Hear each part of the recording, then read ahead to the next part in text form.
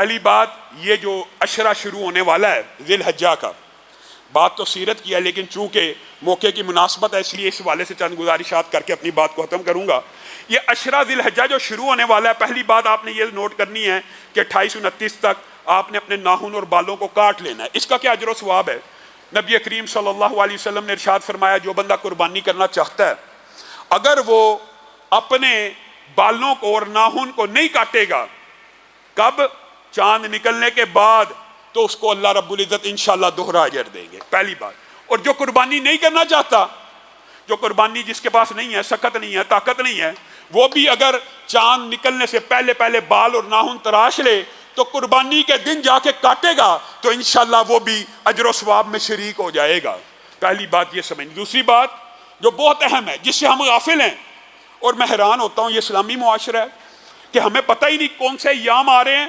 والفجر ولیال عشر والشفع والوتر، اللہ کہہ رہا ہے فجر کی قسم، طلوع فجر کی، اور مفسرین نے لکھا یہ ہو سکتا پہلے یکم ذی الحجہ کے چاند کی قسم ہے کہ یوم نحر کے چاند کی قسم ہے۔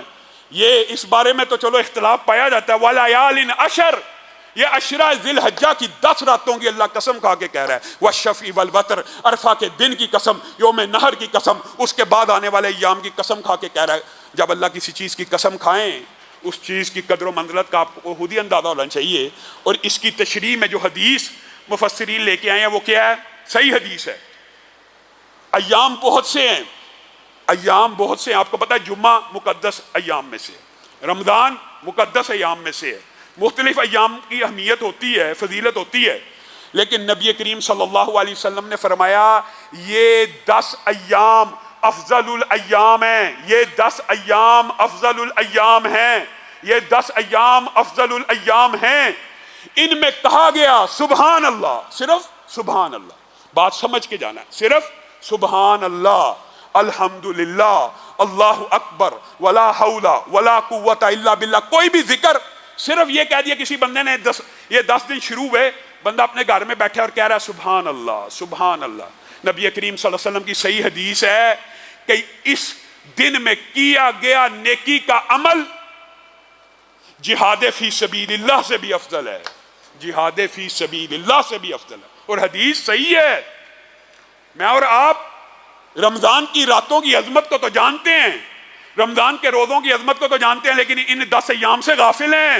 اور میرے بھائیوں، ایام کے اندر یہ بات لوگوں کے ذہن میں سوال آ سکتا ہے کہ ہم نے تو رمضان کا سنا ہے، آپ آج عشرہ ذی الحجہ کو کہہ رہے ہیں، تو یہ بات میں بھی تطبیق محدثین کر گئے ہیں۔ دنوں میں سے سب سے افضل دن یہی عشرہ ذی الحجہ کے ہیں، اور راتوں میں سے سب سے افضل راتیں رمضان کی ہیں، کیونکہ ان میں سے تو ایک رات ایسی ہے جو 1000 مہینے سے بہتر ہے۔ گویا رمضان کے دنوں سے بھی افضل اگر کوئی ایام ہے تو یہ 10 ایام ہیں۔ ان میں کہا گیا صرف سبحان اللہ، اللہ اکبر، جہاد فی سبیل اللہ سے بہتر ہے۔ تو صحابہ حیران ہو گئے اور آ کے پوچھنے لگے اے اللہ کے رسول، جہاد فی سبیل اللہ سے بھی بہتر؟ آپ تو جہاد کی اتنی فضیلتیں برکتیں بیان کرتے ہیں، اس سے افضل کیسے ہو سکتا ہے؟ کہا صرف ایک شخص ان دنوں میں کیے گئے نیکی کے اعمال سے آگے نکل سکتا ہے۔ اللہ کے رسول وہ کون؟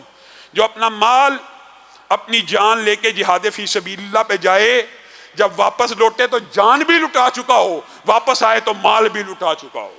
یعنی صرف وہ شخص ان 10 کی دنوں میں کیے گئے نیکی کے اعمال سے زیادہ فضیلت حاصل کر سکتا ہے۔ تو میرے بھائیوں، یہ 10 دن آ رہے ہیں، ان کے اندر آپ نے ذکر بھی کرنا ہے، ان کے اندر آپ نے روزے بھی رکھنے ہیں، ان کے اندر آپ نے تہجد بھی پڑھنی ہے۔ یہ سارے کے سارے اعمال جس طرح رمضان میں اپنی ٹریننگ اور تربیت کرتے ہیں ویسے کرنی ہے۔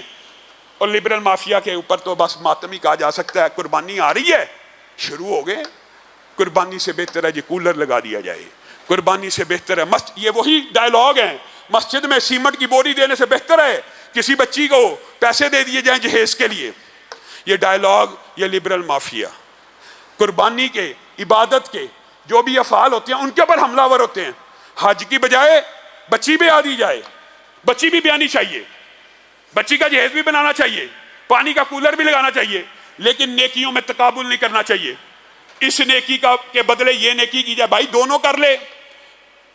اور ان لبرل مافیا کے لوگوں سے بندہ کوئی پوچھے آپ نے کبھی ویلنٹائنز ڈے کے اوپر تو نہیں کہا کہ کیک اور غباروں اور موم بتیوں اور یہ جو 5 کروڑ ڈالر ایک ایک شہر میں غباروں کے اوپر دل کے بنے ہوئے ان کو ضائع کرنے کی بجائے غریبوں کو دے دیا جائے.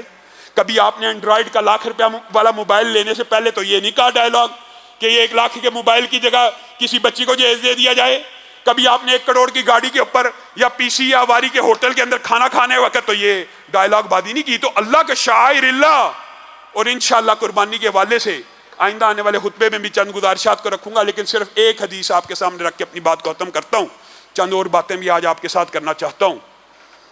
وہ یہ ہے نبی کریم صلی اللہ علیہ وسلم نے فرمایا جو شخص قربانی کی سکت رکھتا ہو، اور یہ بھی بات سمجھ لیجئے قربانی کے لیے صاحب نصاب ہونا ضروری نہیں زکوٰۃ والا، جو بندہ قربانی کی سکت رکھتا ہو، کیا مطلب عشرہ ذی الحجہ قریب ہے، جیب میں ₹20,000 موجود ہے، بس یہ سکت رکھتا ہو اور وہ قربانی نہ خریدے اور اللہ کی بارگاہ میں قربانی نہ کرے، پھر اس کو کوئی حق نہیں وہ مسلمانوں کی عیدگاہ کے بھی قریب آئے.